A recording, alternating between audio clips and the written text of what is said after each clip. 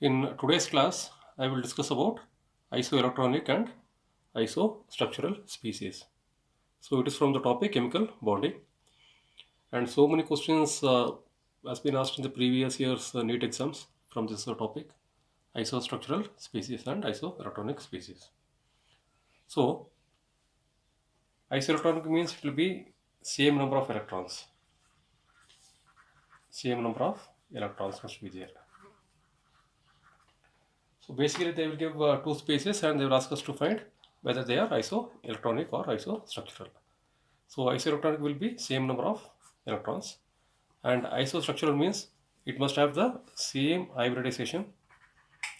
It must have the same hybridization and shape.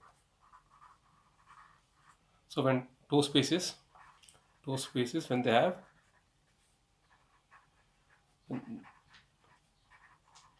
two species when they have the same hybridization and the same shape, then we can call them as isostructural species.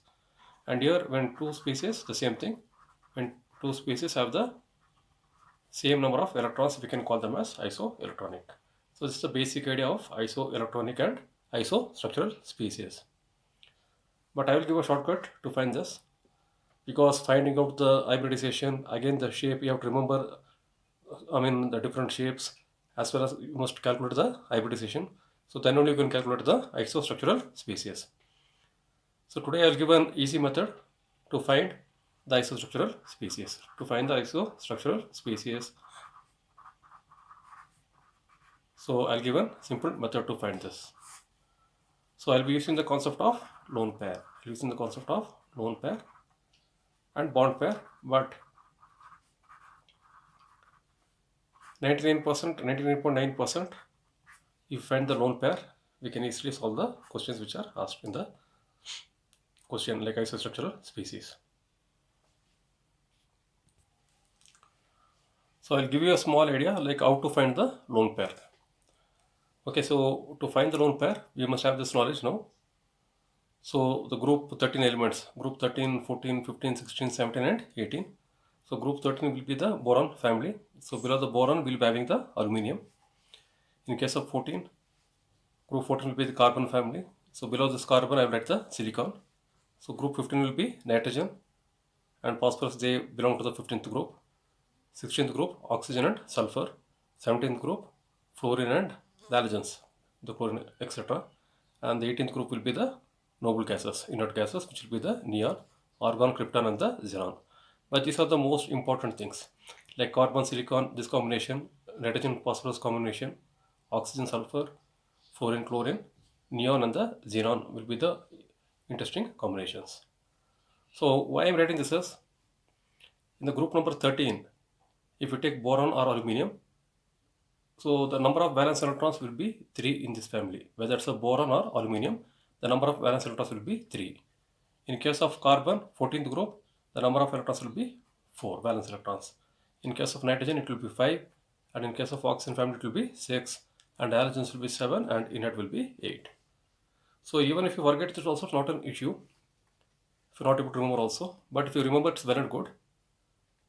You take carbon. So carbon, atomic number is 6. Carbon, atomic number will be 6. Let us write the basic configuration: 1s2, 2s2, it will be 2p2. So when we speak about the valence electrons, it is the outermost shell, na? So 1 will be the innermost. So outermost will be this one. Outermost shell will be 2s2, 2p2. So here 2 electrons, here 2 electrons. So total it's 4 electrons. This will be the 4. That's what I'm mentioning here. So if you remember the atomic number also, you can find the valence electrons. So in general, boron family will be having 3, carbon 4, like that. Okay. So nitrogen, we know that atomic number is what? 7 for nitrogen. So it is 1s2, 2s2 and 2p3. So this will be the outermost. Outermost will be 2s2, 2p3. So 2 plus 3 will be 5. It will be having 5 valence electrons. Okay. So now, when they're asking you to find the lone pair of, for example, let me take ammonia. So you have to find the lone pair. Find the lone pair. Find lone pair in case of ammonia. So first you must have an idea about the valence electrons in nitrogen. So nitrogen has got how many valence electrons? 5 valence electrons. So nitrogen has got 5 valence electrons. Out of the 5, 3 electrons are used for the formation of bond with hydrogens. So 3 valence electrons are used for the bond formation with hydrogen.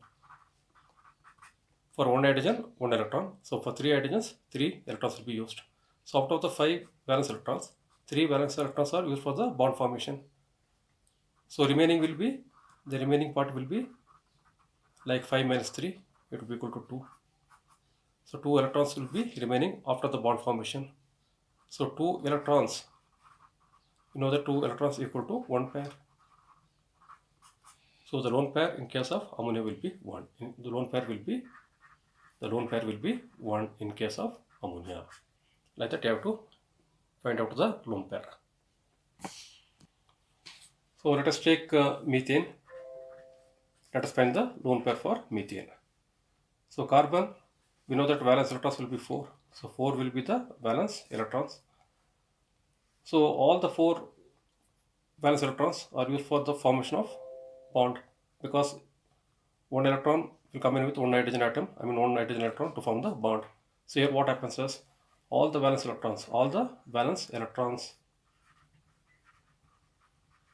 are used for the formation of bonds.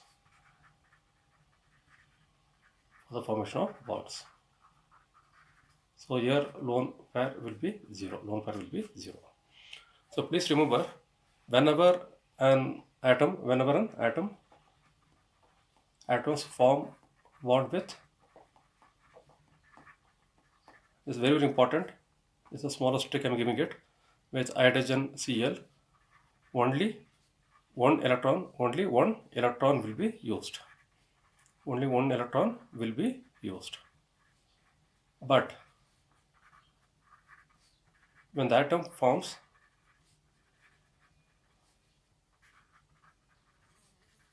bond with oxygen, 2 valence electrons will be used. Very, very important. 2 valence electrons will be used.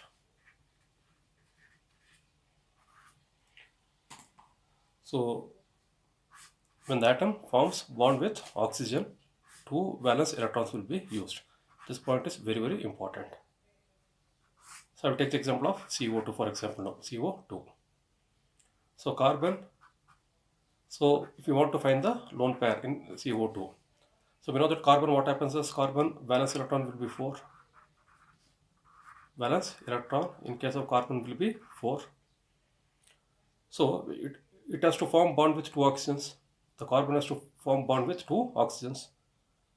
So when the atom forms bond with oxygen, with one oxygen, 2 valence electrons will be used. So for one oxygen, 2 valence electrons will be used, and for 2 oxygen bonds, 4 valence electrons will be used. So after bond formation, the number of valence electrons remaining will be 0. So lone pair will be 0. This is very, very important.